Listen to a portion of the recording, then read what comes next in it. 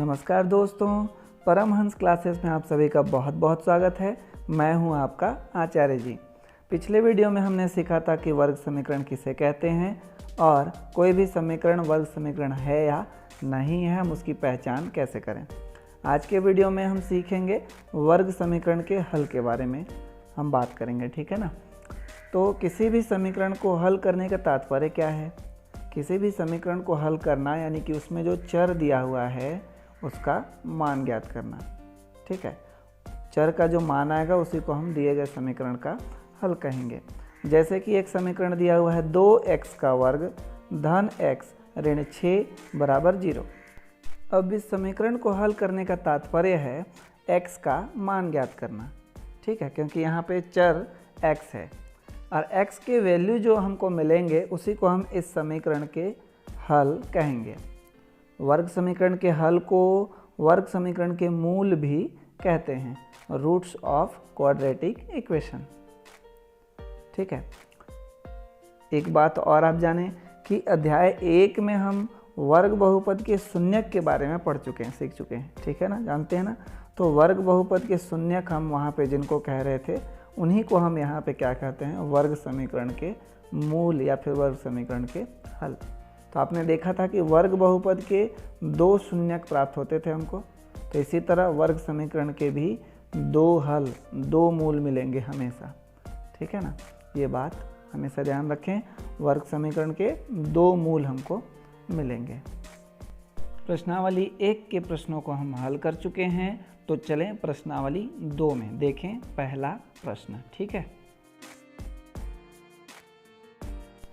प्रश्न है, जांचिए कि दिए गए मान समीकरण के मूल हैं या नहीं। पहला है 2x का वर्ग धन x ऋण 6 बराबर 0। आगे दिया हुआ है x बराबर 2, x बराबर ऋण 3/2, ठीक है। तो प्रश्न 1 के सभी सवालों में आपको एक समीकरण दिया हुआ होगा और x के 2 मान दिए होंगे, ठीक है। तो x का जो 2 मान यहाँ पे दिया हुआ है, जैसे x बराबर 2 और x बराबर ऋण 3/2, तो हमको जांच करना है कि x के ये जो 2 मान दिए हुए हैं ये हमारे दिए गए समीकरण के मूल हैं या नहीं है। तो कैसे जांच करेंगे, चलिए सीखते हैं। लिखेंगे हल। दिया गया समीकरण है 2x² plus x minus 6 is equal to 0। इसको हम नाम दे देते हैं पहला समीकरण, ठीक है। आगे लिखेंगे समीकरण 1 में x बराबर 2 रखने पर, x का पहला मान क्या दिया हुआ है, 2 है ना, x बराबर 2, तो x के जगह हम 2 रख करके समीकरण में हल करेंगे, ठीक है। तो हमारे पास होगा 2, फिर कोष्टक में 2 का वर्ग धन 2 ऋण 6 बराबर 0, ठीक है। आगे हल करें तो 2, उसके बाद 2 का वर्ग था तो 2 का वर्ग हो जाएगा 4, फिर धन 2 ऋण 6 बराबर 0। फिर आगे कोष्टक में जो 4 है उसको सामने के 2 से गुणा करेंगे तो 2 चौको 8, धन 2 ऋण 6 बराबर 0, ठीक है। अब 8 और 2 दोनों धनात्मक हैं, दोनों को जोड़ देते हैं, 8 और 2 10 माइनस 6 इज इक्वल टू 0।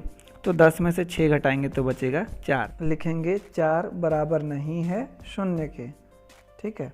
हम देख रहे हैं कि दोनों पक्ष बराबर नहीं आया, तो हम लिखेंगे नीचे, चूंकि x बराबर 2 समीकरण 1 को संतुष्ट नहीं करता है, इसलिए x बराबर 2 समीकरण 1 का मूल नहीं है, ठीक है।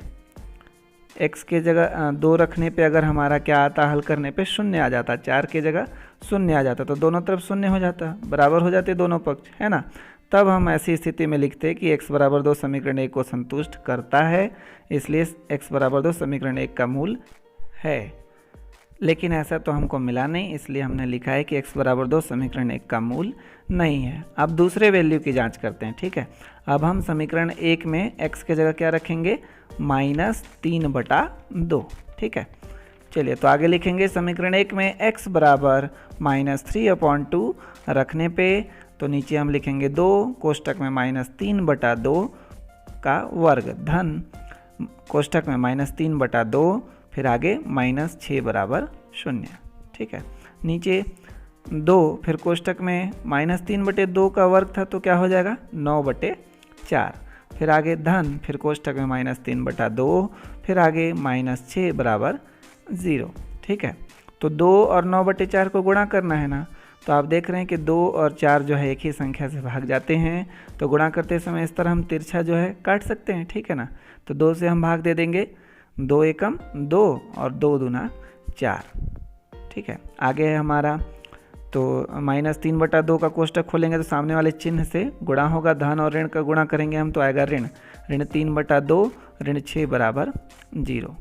ठीक है, तो हमारे पास नीचे क्या बचा, 9/2 ऋण 3/2 -6 बराबर 0।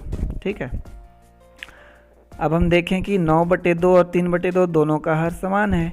ठीक है ना, तो हम इनके हर में क्या लिख लेंगे, 2 लिख लेंगे और ऊपर जैसे का तैसा अंश को उतार देते हैं, 9 ऋण 3, आगे -6 बराबर 0। तो 9 में से 3 घटा क्या बचा, 6/2, तो 6/2 बचा, 6 को भाग देंगे 2 से तो कितना आएगा 3, ऋण 6 बराबर 0। ठीक है, अब हम देख रहे हैं कि हमको 6 में से 3 घटाना है तो बचेगा 3 और ऋणात्मक संख्या बड़ी है इसलिए 3 के आगे ऋण का चिन्ह, ऋण 3 बराबर नहीं है शून्य के, दोनों के वैल्यू बराबर तो है नहीं, तो x बराबर -3/2 दिए गए समीकरण को संतुष्ट नहीं कर रहा है। तो नीचे लिखिए, चूंकि x बराबर -3/2 समीकरण 1 को संतुष्ट नहीं करता है, इसलिए x बराबर -3/2 समीकरण 1 का मूल नहीं है।